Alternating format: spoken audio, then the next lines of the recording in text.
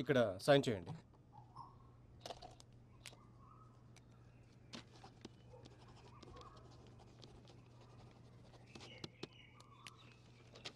మీకు కేసు వేయడంలో నేను హెల్ప్ చేయగలను, కానీ వాళ్ళకు ఎగనెస్ట్గా వాదించలేను. సారీ అండి.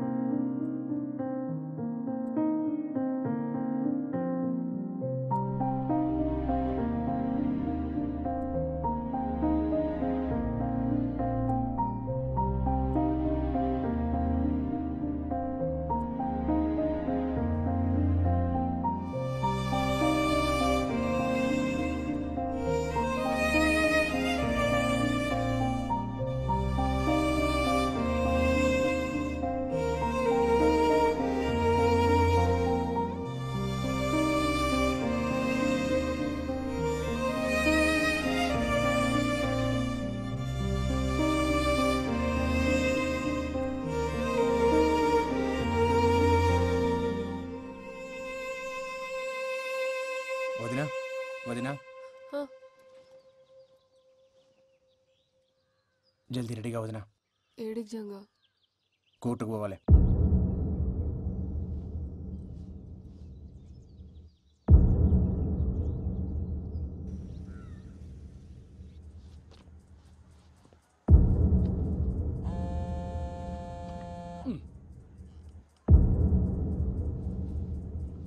Case number 2401. జంగయ్య ఎవరు సార్? నేను చెప్పు. మీ లాయర్ ఎవరు? లాయర్ లేరు సార్. ఇదొకటి మధ్యలో. మీరు ఒప్పుకుంటే నేను చెప్పుకుంటా. సరే, ముంగడికి వచ్చి గా మార్కులో నిలబడి చెప్పు.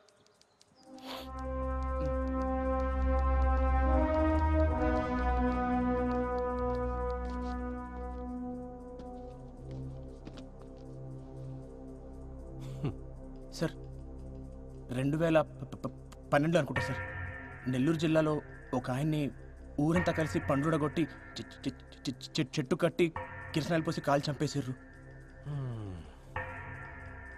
చేతబడి చేస్తుండనే అనుమానంతో కేసు పోలీస్ రికార్డ్స్లో లేదు సార్. గట్లనే 2016లో సార్, గిడనే వరంగల్ పక్కన ఒక కుటుంబం మొత్తాన్ని నాటుసారా పోసి కాల్చి చంపేశారు సార్. మళ్ళదే చేతబడి చేస్తున్నానే అనుమానంతో సార్. అందులో గిద్దిత పిల్లలు కూడా ఉన్నారు సార్. ఈ కేసు కూడా పోలీస్ రికార్డ్స్లో ఫైల్ కాలేదు సార్. గిసంటి కేసులని ఇప్పుడు మీకు ఇచ్చినా సార్.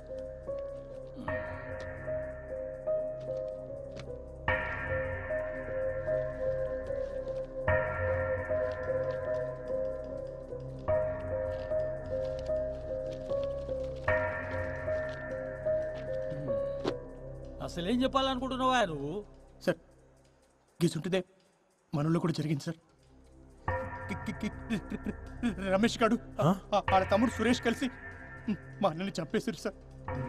చేతపడి చేస్తుండనే అనుమానంతో సార్. అసలు అనుమానంతో చంపుడేంది సార్? మా క్లయింట్స్ కి కొమరాయి అంటే ఎవరో తెలియదు.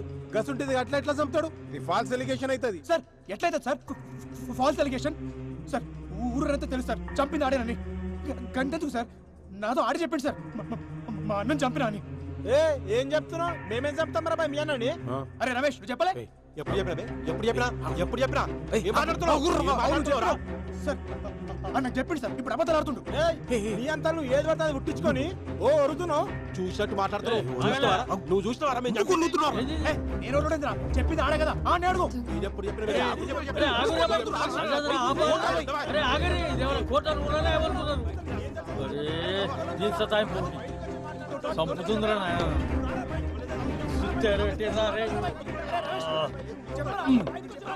Order order. అరే ఏందిరా మీరు? అరే కూర్చో.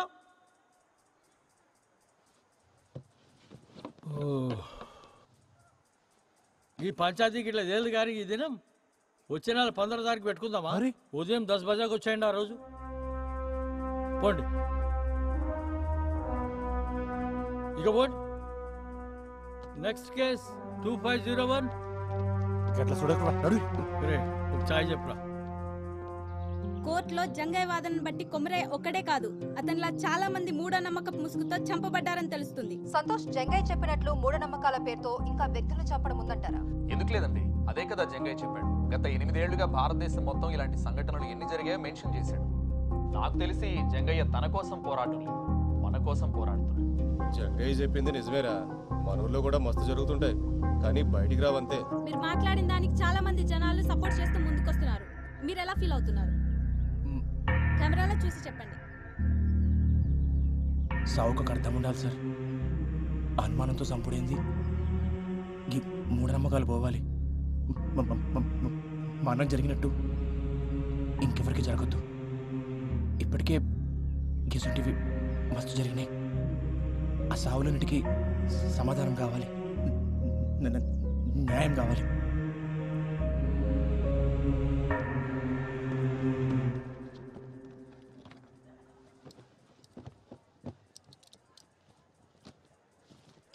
Case number 2401. వచ్చిరా సార్ ఏం జంగయ్య తిన్నావా? అరే టీవీలలో మస్తు కొడుతున్నావులే. కేసు ఏడాగింది? వాళ్ళిద్దరూ మీ అన్నం చంపిరంటావు గంతేనా? అవు సార్. ఏం రాజేంద్ర రాసామంటావా? సార్ ఏంది కూర్చున్నావు? అదేందో చూడు. అట్లా ఎట్లా రాస్తారు సార్? మా వాళ్ళకు కుమరయ్య ఎట్లుంటాడో ఏమో తెలియదు. కుమరయ్యని ఎవరు చంపిర్రో ఏమో కానీ కవిత చిత్రలో పడేసిండ్రు. కుమరయ్య చచ్చిపోయినందుకు మాకు మస్తు బాధ అవుతుంది సార్. మా చెల్లె చిత్ర పడి చచ్చిపోయినందుకు ఇంకా బాధ అవుతుంది. ఊరంతా చెప్పుకుంటారు కదా అని పుకార్లు నిజాలు కావు. నిజాలకు సాక్ష్యం కావాలి. ఉన్నదా సాక్ష్యం? ఇప్పుడు పాయింట్కి వచ్చినావు. ఏం జంగయ్య సాక్ష్యం ఉందా మళ్ళా? సార్ ఉన్న ఒక్క సాక్షి మల్లన్నే సార్. ఆ గొడవ జరిగిన దానికెళ్ళి ఆడు గాయపోయిండు. మరి భయంతో పోయిండో లేక ఆడ తన పైసలు తీసుకుని పోయిండో అర్థమైతలేదు సార్. అంటే సాక్ష్యం లేదు, కేస్ క్లోజ్, ఖతం, అయిపోయింది. క్లోజా? చెయ్యి, నువ్వే చేసుకోదా. ఇక నేను ఎందుకు? Sorry sir. సార్ నా తన సాక్షులు లేరు కానీ ఒక సాక్ష్యం ఉంది సార్.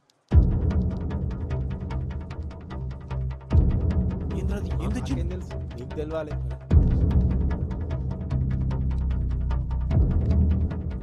అది చూసి మీరే చెప్పారు సార్. చూడమ్మా, నీ మొగుడు చచ్చిండు, వాళ్ళ చెల్లి చచ్చింది. తప్పే వాళ్ళదైనా అయిపోయింది. ఇప్పుడు జరగాల్సింది చూడు. ఇగో వడ్డు 50,000 అక్కడికి వస్తాయి. వాళ్ళకి ఇవ్వాల్సిన పనులే నేనే పట్టుబట్టి ఇప్పిస్తున్నా, చూసుకో.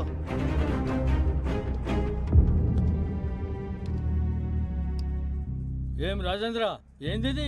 ఏం చెప్తావు? అరే ఎవరు తీసిండో ఏం సమజతలేదు. అరే జరవై నువ్వు మాట్లాడుపో. పో మాట్లాడుపో, ఏదో ఒకటి మాట్లాడుపో జర. కూర్చున్నావు పో. ఎవరన్నా మా వాళ్ళు పైసలు ఇచ్చిన మాట నిజమే. ఆ ఇంటి పెద్ద మంది చచ్చిపోయింది కదా, కొంచెం సాయం ఉన్నట్టు ఉంటుందని జాలిపడి ఇచ్చారు. దానికి మా వాళ్ళే చంపినంటే ఎట్లా? గది కూడా తప్పేనా? గట్ల వచ్చినావా? గా పైసలు ఇచ్చిన సంగతి ముంగట చెప్పారు. ముంగటనే సెటిల్మెంట్ చేసుకుంటారు, ఆ తర్వాత మా తానికి వస్తుంది. నువ్వేంద్రబాయ్ వాళ్ళు తన పైసలు తీసుకుంటావు, ఉల్టా మీదకి వెళ్ళి కేసు బీ పెడతావు. ఈ పంచాయతీకి ఇట్లా తేలదు కానీ ఈ కేసు ఇన్వెస్టిగేట్ చేయడానికి ఒక కమిటీ వేస్తా. ఈ నెల 21వ తేదీకి ఫైనల్ జడ్జిమెంట్ ఇచ్చేస్తా. హలో రాజేంద్ర, పరేషాన్ కాకు, కేసు క్లోజ్ చేద్దామా రోజు. అది పోయిరండి. సరే సార్. Yes my lord. మరో మలుపు తిరిగిన కొమరయ్య కథ. కొమరయ్య కేసు ఏం జరిగిందో ఆధారాలతో ఒక వారంలోపు నివేదిక ఇవ్వాలని పోలీస్ శాఖను కోరిన న్యాయస్థానం.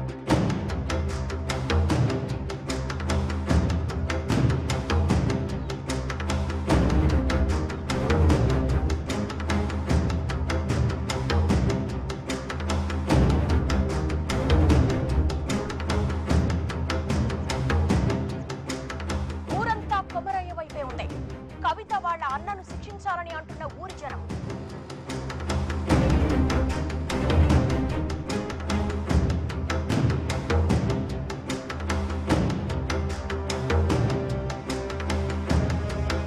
కవిత వాళ్ళ అన్నయ్యలే కొమరయ్యని చంపినట్లు నిర్ధారించిన కమిటీ ఈ నెల 21వ తారీఖున వెలువడే తుది తీర్పు దాదాపుగా ఖరారైనట్టే. కొమరయ్య చావుకు న్యాయం జరుగుతుందని ఆ ఊరు ప్రజలందరూ ఎదురు చూస్తున్నారు.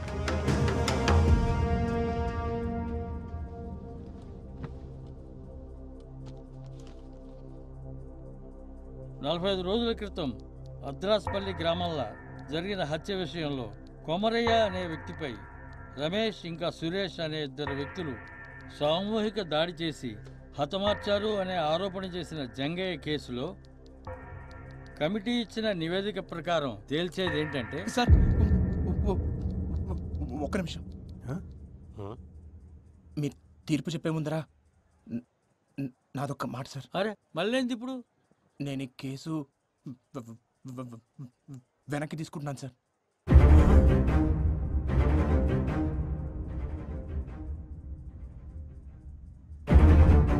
ఏంది? అవు సార్, నేను ఈ కేసు వెనక్కి తీసుకుంటున్నా. నా కాళ్ళ మీద కోపం లేదు సార్. ఇప్పుడు వాళ్ళకి శిక్ష పడినా మా అన్న అయితే తిరిగి అడగదు సార్. ఇంకో కుటుంబం రోడ్డున పడుతుంది గంతే.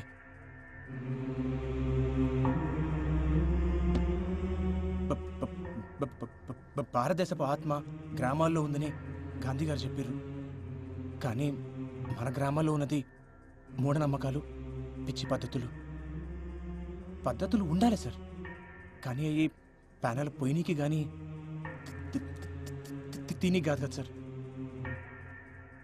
ఒక మనిషి కోపానికి 10 మంది బలం తోడినంత మాత్రాన ఎవరినైనా చంపేస్తారా?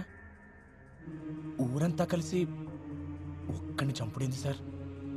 గిసంటి వాటికి కేసులు ఉండవు సార్. దొమ్మి కేసు కింద తీసిపడేస్తారు సార్. దయచేసి ఒక కొత్త చట్టం తీసుకురండి సార్. గొడవల కోసం గుంపులు పోగు చేయాలన్న ఆలోచన రానికే భయం వేసే చట్టం సార్. గిసంటి సావులు సాలు సార్. మా అన్నకి జరిగినట్టు ఇంకెవరికి జరగొద్దు సార్. అంతే.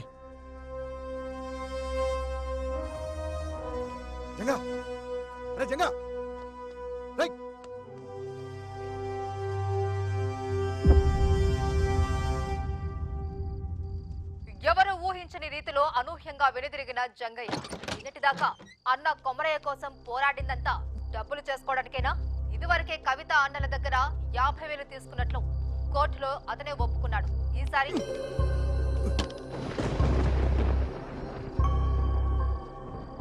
అన్నం చంపినోడు వదిలిపెట్టనికి శాతనైతుంది కానీ కంచె మిడిచిపెట్టనికి శాత కాదు.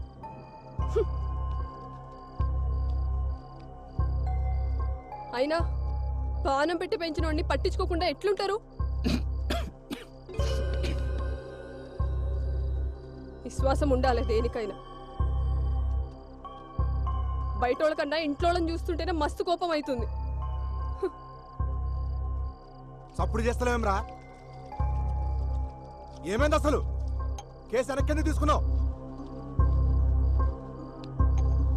ఏయ్ చెవులు తెగినాయా? మేము ఎంత అడుగుతున్నా నీ తిన్ను పోతావు?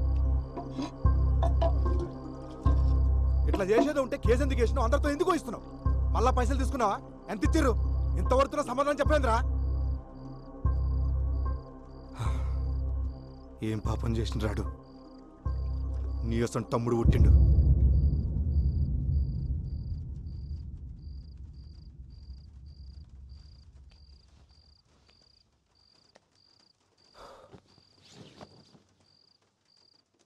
అంతా అన్నే చేసిండు.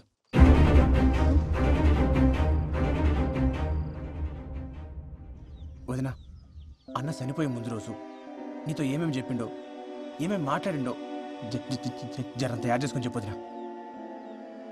వదినా, నీకు యాదుకున్నంత వరకు ప్రతి చిన్న విషయం చెప్పు, ప్రతిదీ.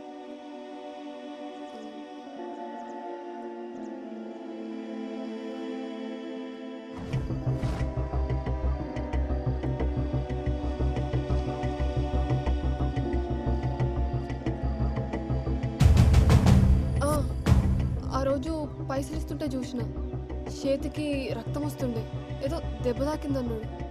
రక్తమా? ఈయనకెళ్ళి ఈడు దాకా.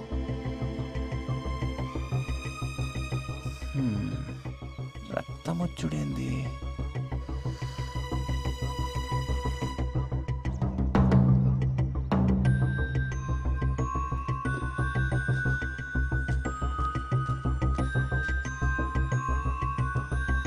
వదినా, ఏ చేతికి? కుడి చేతికి.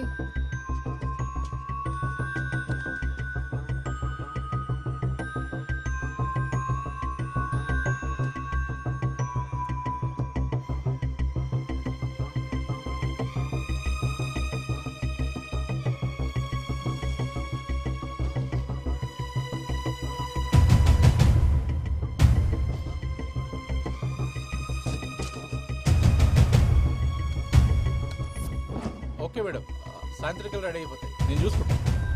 రే, ఏడకెళ్ళి తెచ్చినవరా? దూడ రక్తం ఇది. సరే, మళ్ళా కలుస్తాం. సార్ సార్ వస్తున్నా సార్. దూడ రక్తమా?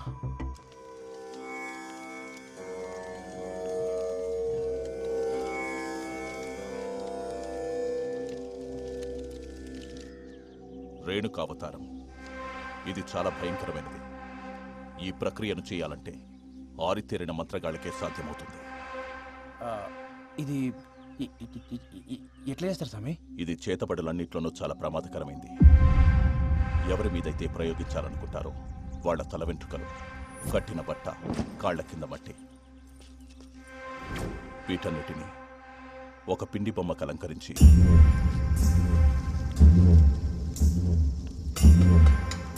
అప్పుడే పుట్టిన పసికందు బొడ్డు పేగుతో పాటు ఒక ప్రాణి కలేపరాన్ని మట్టిలో కలిపేస్తారు.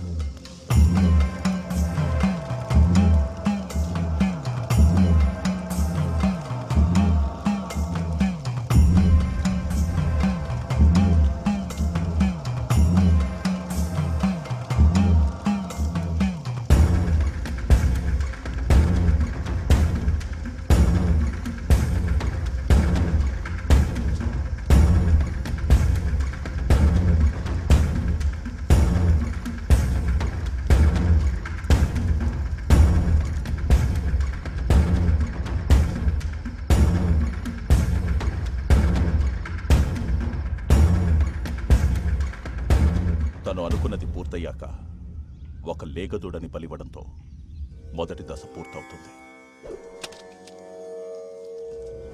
తర్వాతి దశ ప్రయోగించిన వాడి ప్రాణాలు కాపాడుకోవడానికి చేసే ప్రక్రియ. రేణుకావతారం చాలా ప్రమాదకరమైంది కాబట్టి తిప్పికొట్టే అవకాశాలే ఎక్కువ. ఇది ఎవరి మీదైతే ప్రయోగించబడుతుందో వారి చేతి దగ్గరే చేయాలి. తనవి కాని పాదరక్షలు మాత్రమే ధరించి దిగంబరుడిగా ఉండి నియమాలు ఆచరిస్తూ పూజను పూర్తి చేయాలి. అప్పుడు కానీ ఆ రేణుకా శాంతించదు. అసలు ఇట్లా చేతబడి చేసే వాళ్ళకి నియమాలుంటాయా? చాలా నియమాలున్నాయి. ప్రతి గురువారం 108 బిందెలతో తలస్నానం చేయాలి. ఇంటి గుమ్మానికి ఎప్పుడూ నిమ్మకాయలుండాలి. రంగు మారిన నిమ్మకాయలు అనర్థానికి సంకేతం. మంచానికి అడ్డంగా పడుకోకూడదు. చేతబడి సమయంలో పూజ పూర్తయ్యే వరకు సంభోగించకూడదు. ఇవాళ పేన చూస్తుండే నేను పండుకుంటాను.